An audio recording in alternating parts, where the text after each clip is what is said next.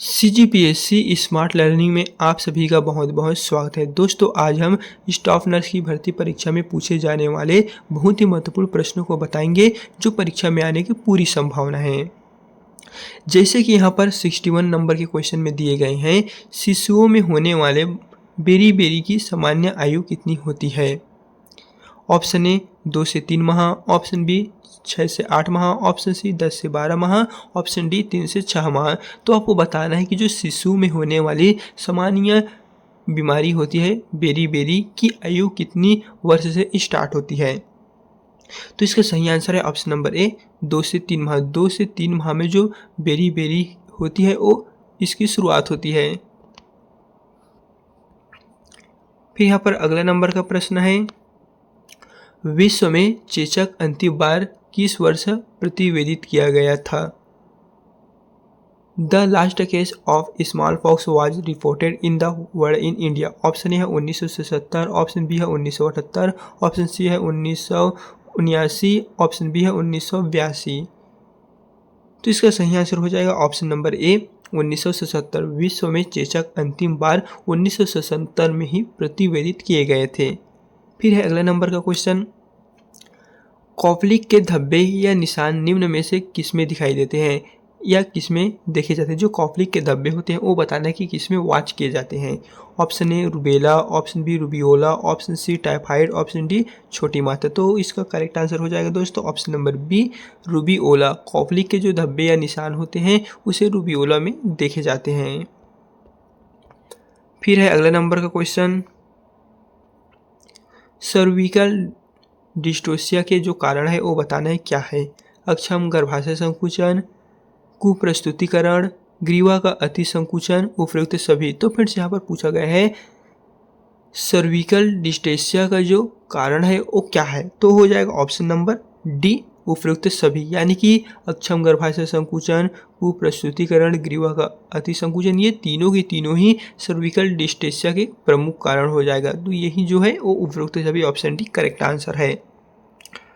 फिर यहाँ पर है अगले नंबर में 65 नंबर में, ग्रीवा कैंसर की प्राथमिक विशेषता में निहित है। आपको बताना है कि primary feature of cervical cancer includes. ग्रीवा कैंसर की जो प्रमुख विशेषता होती है वो क्या है।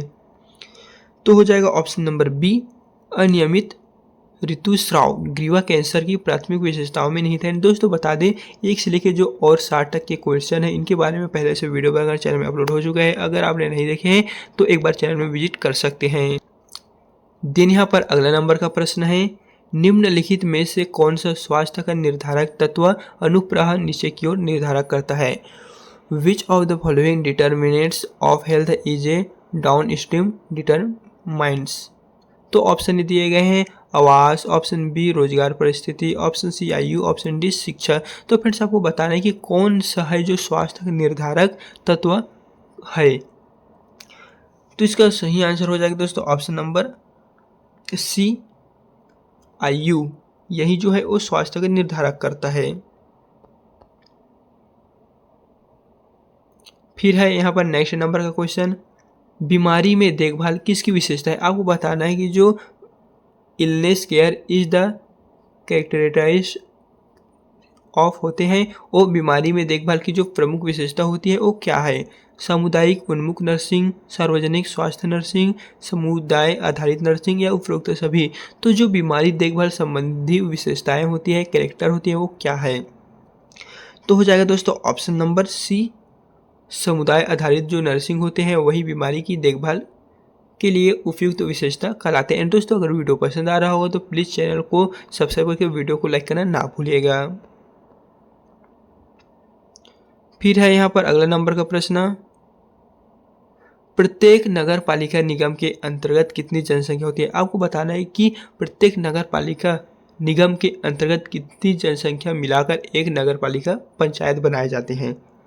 2 लाख एवं उससे ज़्यादा पर, 4 लाख एवं उससे ज़्यादा पर, 6 लाख एवं उससे ज़्यादा पर या फिर 80,000 पर एक नगर पालिका निगम बनाए जाते हैं। तो हो जाएगा ऑप्शन नंबर ए 2 लाख एवं उससे ज़्यादा अगर जनसंख्या वहाँ पर रहता है, पॉपुलेशन रहता है, तो उसी को देखते हुए नगर पालिका निगम की वहाँ पर जो जनसंख्या के आधार पर व्यवस्था की जाती है। एंड यहाँ पर 69 नंबर के क्वेश्चन में है, सामुदायिक विकास परियोजना के अंतर्गत प्रत्येक खंड कितनी जनसंख्या को समावेशित किया गया है? Under the community development project is block conferences. सामुदायिक विकास परियोजना के अंतर्गत आपको बताना है कितनी जनसंख्या पाए जाते हैं। यहाँ पर दिए गए हैं 40,000, 80,000, 70,000 या 1,00,000। तो 69 नंबर का सही आंसर है ऑप्शन नंबर है 40,000। सामुदायिक विकास परियोजना के अंतर्गत प्रत्येक खंड में 40,000 जनसंख्या को समावेशित किए गए हैं। तो जो ऑप्शन ए दिए गए हैं वही दोस्तों इसका करेक्ट एंड राइट आंसर हो जाएगा। एंड अगला कौन से टॉपिक पे वीडियो चाहिएगा प्लीज़ दोस्तों कमेंट बॉक्स में बताना ना भूलिएगा। 1907 में जंगल वाला कमेटी ने किसे महत्व दिया गया? इन 1967 Jungalwalla committee gave importance to. Option A है शिक्षा एवं प्रशिक्षण, ऑप्शन बी अनुसंधान, ऑप्शन सी स्वास्थ्य सेवाओं का एकीकरण, ऑप्शन डी सामुदायिक सहभागिता। तो 70 नंबर का सही आंसर है ऑप्शन नंबर सी स्वास्थ्य सेवाओं का एकीकरण। 1967 में जंगल वाला कमेटी ने स्वास्थ्य सेवाओं के जो एकीकरण है इन्हीं को अधिक महत्व दिए गए थे, इन्हीं को अधिक इम्पोर्टेंट दिए गए थे। जो ऑप्शन सी दिए गए हैं वही दोस्तों इसका सही आंसर हो जाएगा। फिर यहाँ पर दिए गए हैं नीचे में व्यापक स्वास्थ्य संरक्षण प्रक्रियाएं मदद करती है। Comprehensive health care activities help to change. Option A दिए गए हैं बीमारी के सामाजिक एवं पर्यावरणीय निर्धारक तत्वों के परिवर्तन में, आर्थिक एवं शैक्षणिक हित के परिवर्तन में, समुदाय में स्वास्थ्य स्तर के परिवर्तन में, या उपरोक्त सभी। तो फ्रेंड्स यहाँ पर पूछा गया है व्यापक स्वास्थ्य संरक्षण जो प्रक्रियाएं होती है वो किन में मदद करती है? तो हो जाएगा ऑप्शन नंबर डी उपरोक्त सभी। बीमारी के सामाजिक पर्यावरणीय निर्धारक तत्वों के परिवर्तन में भी, आर्थिक शैक्षणिक हित के परिवर्तन में और समुदाय में स्वास्थ्य स्तर के जो परिवर्तन होते हैं इनमें जो है बहुत अच्छी तरह से मदद करते हैं। यहाँ पर अगले नंबर के प्रश्न में है विद्यालय स्वास्थ्य कार्यक्रम के जो घटक है वो आपको बताना है। The component of school health program are. जो विद्यालय के घटक होते हैं स्वास्थ्य घटक वो कौन कौन से हैं? ऑप्शन ए में है स्वास्थ्य प्रोत्साहन निवारण एवं रक्षात्मक सेवाएं, बी में है स्वास्थ्य मूल्यांकन उपचार एवं फॉलोअप, सी में है पुनर्वास सेवाएं एवं विद्यालय स्वास्थ्य अभिलेख, या फिर उपरोक्त सभी। तो 72 नंबर का सही आंसर है ऑप्शन नंबर डी उपरोक्त सभी। जो विद्यालय स्वास्थ्य के प्रमुख घटक होते हैं वो स्वास्थ्य प्रोत्साहन निवारण एवं रक्षात्मक सेवाएं ये भी होंगे, स्वास्थ्य मूल्यांकन उपचार एवं फॉलोअप ये भी होंगे, पुनर्वास सेवाएं एवं विद्यालय स्वास्थ्य ये भी होंगे। तो जो ऑप्शन यहाँ पर डी दिए गए हैं यही फ्रेंड्स इसका सही एंड राइट आंसर है।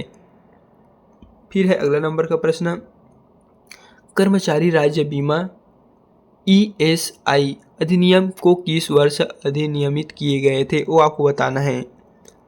1947, 1992, 1948, 1950। तो 73 नंबर का सही आंसर हो जाएगा फ्रेंड्स ऑप्शन नंबर सी 1948। कर्मचारी राज्य बीमा अधिनियम को किस वर्ष अधिनियमित किया गया था? तो है 1948। यही दोस्तों इसका सही आंसर हो जाएगा। फिर यहाँ पर अगले नंबर के प्रश्न में है जैव विज्ञान वृद्धावस्था शब्द प्रस्तुत करता है। ऑप्शन ए अनुवांशिकी अध्ययन को, ऑप्शन बी वृद्ध प्रक्रिया एवं वृद्धों पर उनके प्रभावों को, ऑप्शन सी बुजुर्गों की जीर्ण बीमारी का अध्ययन, ऑप्शन डी उपरोक्त सभी। तो आपको बताना है कि the term of gerontology reference to होते हैं जो जैव विज्ञान शब्द प्रस्तुत करता है और कौन करता है, कौन से ऑप्शन कर रहा है? तो 74 नंबर का सही आंसर है ऑप्शन नंबर बी वृद्ध प्रक्रिया एवं वृद्धों पर उनके प्रभाव का जो अध्ययन होते हैं वो जैव विज्ञान शब्द प्रस्तुत करता है। एंथ्राकोसिस एक व्यावसायिक फुफ्फुस बीमारी निम्न में से किसके अंतर शोषण द्वारा होता है? आपको बताना है कि जो एंथ्राकोसिस एक व्यावसायिक फुफ्फुस बीमारी है वो कौन से अंतर शोषण द्वारा होते हैं? सिलिका धूल, कोयला धूल, एस्बेस्टॉस धूल या कॉटन धूल, किसके धूल से एंथ्राकोसिस बीमारी होते हैं? तो वो हो जाएगा ऑप्शन नंबर बी कोयले धूल। कोयले के धूल से ही जो कोल डस्ट होते हैं इसी का एक व्यावसायिक फुफ्फुस बीमारी होते हैं जिनके द्वारा अंतर शोषण की जो बीमारी है वो प्रमुख रूप से होती है। एंड यहाँ पर अगले नंबर का प्रश्न है जल से होने वाला पेचिश निम्न में से किसके कारण होता है? बैक्टीरिया, वायरस, ए और बी, या उपरोक्त में से कोई नहीं। तो फ्रेंड्स आपको बताना है the water borne disease diarrhoea is caused by. जल से जो होने वाले पेचिश होते हैं वो कौन से कारण होते हैं, जैसे कि बैक्टीरिया, वायरस, किसके कारण होते हैं? तो हो जाएगा option number B virus. Virus के कारण ही जल से होने वाले जो पेचिश होते हैं वो दोस्तों होने के यही प्रमुख कारण है वायरस। जल में मुक्त क्लोरीन और मिश्रित क्लोरीन की मात्रा का निर्धारण किस परीक्षण द्वारा किया जाता है? The test used to determine the free and combined chlorine in water. Option A है ऑर्थोटोलिडीन आर्सेनाइड परीक्षण, ओजेनेशन, ऑर्थोटोलिडीन परीक्षण, रासायनिक विसंक्रमण। तो बताना है जल में मुक्त जो क्लोरीन और मिश्रित क्लोरीन की मात्रा का निर्धारण होते हैं वो किन के परीक्षण के द्वारा किए जाते हैं? तो इसका सही आंसर है ऑप्शन नंबर सी ऑर्थोटोलिडीन परीक्षण। यही दोस्तों इसका करेक्ट आंसर हो जाएगा। फिर यहाँ पर अगले नंबर के प्रश्न में है केंद्रीय प्रदूषण नियंत्रण बोर्ड CPCB द्वारा प्रायोजित राष्ट्रीय वायु गुणवत्ता निगरानी कार्यक्रम किस वर्ष प्रारंभ किए गए हैं? Option A 1990, option B 2000, option C 2010, option D 2015। तो 78 नंबर का सही आंसर है ऑप्शन नंबर ए 1990। जो केंद्रीय प्रदूषण नियंत्रण बोर्ड द्वारा प्रायोजित राष्ट्रीय वायु गुणवत्ता निगरानी कार्यक्रम 1990 में प्रारंभ हुआ था। फिर यहाँ पर अगला नंबर का प्रश्न है जीवन की गुणवत्ता को मापने का संकेतक है the indicators used of measuring quality of life her. Option A शारीरिक संकेत, ऑप्शन बी आर्थिक संकेत, ऑप्शन सी सामाजिक संकेत, ऑप्शन डी उपरोक्त सभी। तो आपको बताने जो जीवन की गुणवत्ता को मापने का संकेत होता है, मेजरिंग होता है, वो क्या है? तो हो जाएगा ऑप्शन नंबर डी उपरोक्त सभी। शारीरिक संकेत, फिजिकल इंडिकेटर्स, आर्थिक संकेत, इकोनॉमिक इंडिकेटर, सामाजिक संकेत, सोशल इंडिकेटर, ये तीनों की तीनों ही जीवन की गुणवत्ता को मापने का प्रमुख संकेत है, इंडिकेटर्स है। संप्रेषण का अति महत्वपूर्ण पहलू है श्रवण, विचारों एवं जानकारियों को आदान प्रदान, जानकारियों को आगे बढ़ाना, संदेश भेजना। तो संप्रेषण का अति महत्वपूर्ण पहलू हो जाएगा ऑप्शन नंबर बी विचारों एवं जानकारियों का आदान प्रदान करना। तो दोस्तों इस तरह हमने प्रीवियस ईयर क्वेश्चन पेपर में जितने भी क्वेश्चन पूछे गए थे उन सभी का सटीक एवं सही आंसर बता दिए, ताकि आपको ये पता चल जाएगा कि प्रीवियस ईयर क्वेश्चन पेपर के अकॉर्डिंग कैसे कैसे प्रश्न पूछे जाते हैं, कैसे एग्जाम में आते हैं। कंप्लीट जानकारी हमने इस वीडियो के माध्यम से आपको बता दी है। तो अगर वीडियो पसंद आए तो वीडियो को लाइक करना ना भूले। तो चलिए फिर मिलते हैं इसी तरह की नए वीडियो के साथ।